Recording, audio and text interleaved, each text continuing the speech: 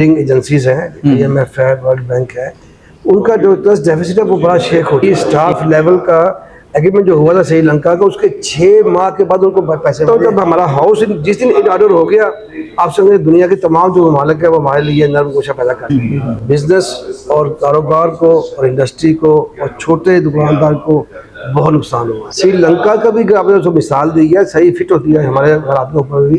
तो ये नुकता रूज पे खराबी पहुंच चुकी है, वो पहुंच चाहे वो सियासी जमातों की हो या पाकिस्तान के इदारों की हो।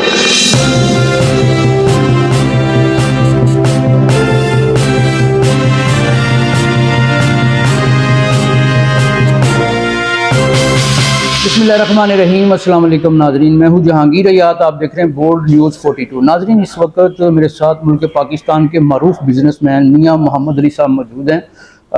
किसी भी किस्म के तारुफ के मोहताज नहीं हैं। आज हमने इनसे कुछ बिज़नेस के हवाले से, कुछ मुल्की जो सियासत है उसके हवाले से बात करनी है और जानते हैं कि इनके पास मौजूदा जो सूरत हाल है, मौजूदा जो क्राइसिस है, मसाइल है, उनका क्या हल है। हो सकता है कि इन्हीं का वो हल जो है हमें किसी जानब जो है वो निकलने का रास्ता बता सके। अस्सलाम वालेकुम मियां साहब। मियां साहब, बहुत शुक्रिया, आपने अपने कीमती वक्त में से कुछ टाइम निकाल के दिया। आपका भी बहुत शुक्रिया। मियां साहब, ऐसे लग रहा है जैसे रूम जल रहा है और नेहरू बांसुरी बजा रहा है।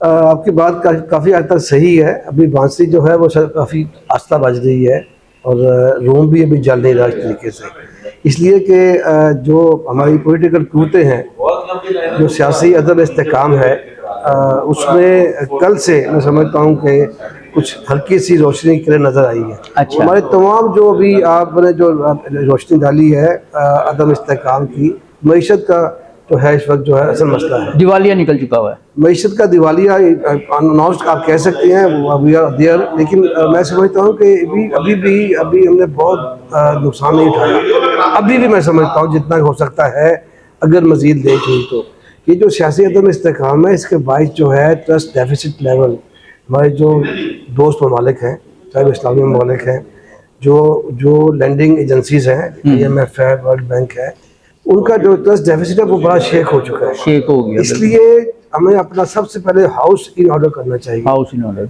और जब नुकता अरूज पे खराबी पहुंच जाए तो उसकी जो मैं समझता हूँ बाद में फिर भलाई शुरू होती है। बिल्कुल, ये नुकता अरूज पे खराबी पहुंच चुकी है, वो पहुंच चाहे वो सियासी जमातों की हो या पाकिस्तान के इदारों की हो। पाकिस्तान के इदारे भी जो है ना वो भी अपने एक इख्तलाफात के अरूज पे पहुंच चुके हैं और अब वो ये अरूज के बाद जो है नुकसानात के बाद इंशाअल्लाह भलाई आनी चाहिए। ये कल से एक वाइब्स आ रही हैं अच्छी, कि उम्मीद पैदा हुई है कि अब सबको एहसास हो चुका है, चाहे वो पॉलिटिकल पार्टीज़ हैं, उनके लीडर्स हैं, हार्ड लाइनर्स हैं, चाहे वो सिविल ब्यूरोक्रेसी है, चाहे वो एडमिनिस्ट्रेशन है, चाहे वो एस्टेब्लिशमेंट है, चाहे वो अदलिया है। ये कल से जो एक एहसास पैदा हुआ है कि हमें मिल के बैठना चाहिए और उसमें कानून जो बन रहा है उसमें भी अच्छी खबरें आ रही हैं। तो मैं सोचता हूँ जब हमारा हाउस जिस दिन इन ऑर्डर हो गया, आप समझे दुनिया के तमाम जो ममालिक है वो हमारे लिए नर्म गोशा पैदा कर रही है। अच्छा, हमारी दो ही बातें हैं, एक तो पॉलिटिक्स और एक जो है अपना इकोनॉमिक्स। जो श्रीलंका है, श्रीलंका आप देखें कि वो डिफ़ॉल्ट भी हो गया। डिफ़ॉल्ट होने के बाद IMF के साथ मुज़ाकरात भी हो गए और 3 बिलियन जो डॉलर्स की ट्रांच है पहली, उन्होंने रिसीव भी कर ली।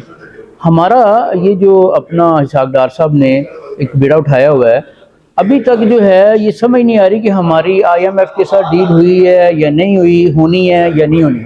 इस पर क्या कहते हैं? देखिए, IMF का एक तरीकाकार है, बड़ा ओपन का तरीकाकार।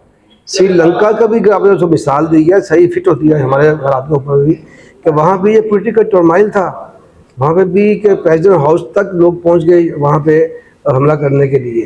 लेकिन जब वहाँ पे हाउस इन ऑर्डर हुआ, पॉलिटिकल पार्टीज वहाँ बैठी, इदारे बैठे, तो उसके बाद भी स्टाफ लेवल का एग्रीमेंट जो हुआ था श्रीलंका का, उसके 6 माह के बाद उनको पैसे मिले हैं। अभी बांग्लादेश का जो है स्टाफ लेवल एग्रीमेंट हुए तकरीबन 3 माह हो चुके हैं, उनका भी 6 बिलियन का इन लाइन है, उनको नहीं मिला। अभी तो हमारा स्टाफ लेवल एग्रीमेंट नहीं हुआ, उसके बाद भी तकरीबन 1 साल तक जो है ना वो ट्रांजर रिलीज नहीं होती। तो मैं समझता हूँ कि इसका हल सिर्फ एक ही है, जो हमारे पास है। दुनिया की किसी ताकत ने आगे ये हल में देना, ये मसला नहीं करते। हमें होश के नाखून लेने हैं, हमें अपने हाउस को अटल करना है, हमें अपने इख्तिलाफात को एक लेवल तक रखना है, हमने दुनिया को मस्बत सोच देनी है और आपस में जो एक हद तक जो रेड लाइन है किसी को क्रॉस नहीं करनी।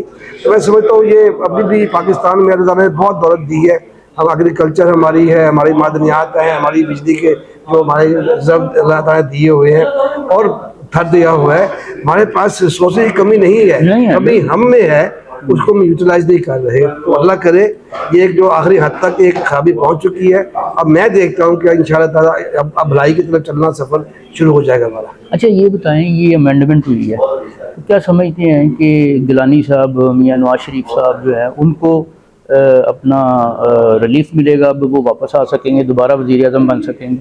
देखिए मैं तो बेसिकली अगर मुझे आप टैक्स के बारे में पूछ लें, FBR के बारे में पूछ लें, शायद मैं नहीं, आप पॉलिटिकल एडवाइजर भी रहे हैं, लेकिन चूंकि ये एक मसला कानूनी है, एज ए लेमैन मैं समझता हूँ कि कानूनी तौर पे अगर किसी के साथ ज्यादती हुई है, किसी को अपील का हक नहीं मिला, जो कि एक बुनियादी हकूक है दुनिया में, जो अभी जो पाकिस्तान में जो 3 कोर्ट हैं, सेशन है, हाई कोर्ट है, सुप्रीम कोर्ट है, तो इसलिए बने हैं ना कि अपील के हक में आप आखिर तक इंसाफ में कोई खाबी की कोताही रहेगी या वो निकल जाए।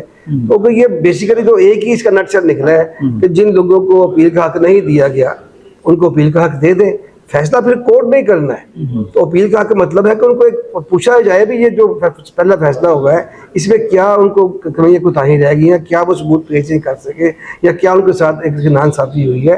तो ये अपील का हक देना मेरे सामने एक खामी थी बड़ी देर से।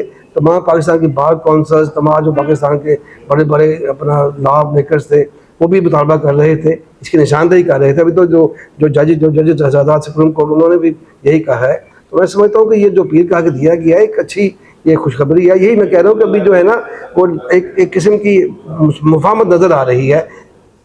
अच्छा, आपको लाहौर की हद तक जो है ट्रेड और इंडस्ट्री का जो है एक सरबराह मतलब समझा जाता है, लोग समझते हैं आपको कि यार मियां मोहम्मद अली साहब के पास। तो ये बताएं लाहौर के जो ट्रेड और इंडस्ट्री के मसाइल हैं लोगों के, वो हल हो रहे हैं? देखें हल क्या, मसाइल ही मसाइल हैं। अपना जितनी ये सियासी जो अदम इस्तेहकाम का नुकसान किसी को हुआ है तो सियासी पार्टी को शायद कम हुआ है। बिजनेस और कारोबार को और इंडस्ट्री को और छोटे दुकानदार को बहुत नुकसान हुआ है। और उसकी वजह आपको पता है कि एक तो टैक्स का सिस्टम तो लो रहे थे, लेकिन जो पॉलिसी में एक तसलसल नहीं है। आपकी जो इंपोर्ट एक्सपोर्ट पॉलिसी है कोई वाज़ेह बात नज़र नहीं आती। आपके जो फॉरेन एक्सचेंज की पोजीशंस हैं उसमें हमें कोई वाज़ेह गाइडलाइन नहीं है। स्टेट बैंक का कंट्रोल करनी है। अब आप आज साडार ने कहा कि state bank government with in government बना दी गई, तो उसमें अमेंडमेंट की गई। तो जब तक ये हमारी इकोनॉमिक पॉलिसी वाज़ेह नहीं होगी तो ये हमारी कभी भी ट्रेड इंडस्ट्री और इन्वेस्टमेंट बाहर की भूल जाए, जो लोकल इन्वेस्टमेंट है वो भी परेशान रहेगी। तो बहुत नुकसान हुआ है ये हमारा ट्रेड इंडस्ट्री को इस सियासी अदम इस्तेमाल में वजह से, और ये जल्दी हल होना चाहिए। जी नाज़रीन, मियां मोहम्मद अली साहब साबिक लाहौर चैम्बर के सदर और बहुत ज़्यादा इनके जो मर्तबात हैं और अहदे हैं वो मैं गिनवा नहीं सकता। तो आपने इनकी गुफ्तगू सुनी, शेर हासिल गुफ्तगू थी और सोचने और समझने वालों के लिए और पॉलिसी बनाने वालों के लिए इसमें बहुत ज़्यादा मवाद है। अगर इसको फॉलो किया जाए तो बिलाशुबा पाकिस्तान की तकदीर जो है पॉलिटिकली भी और इकनॉमिकली भी बहुत हद तक जो है वो बदल सकती है। मैं आपका होस्ट जहांगीर हयात इसी के साथ आपसे इजाज़त चाहूँगा। अल्लाह निगहबान।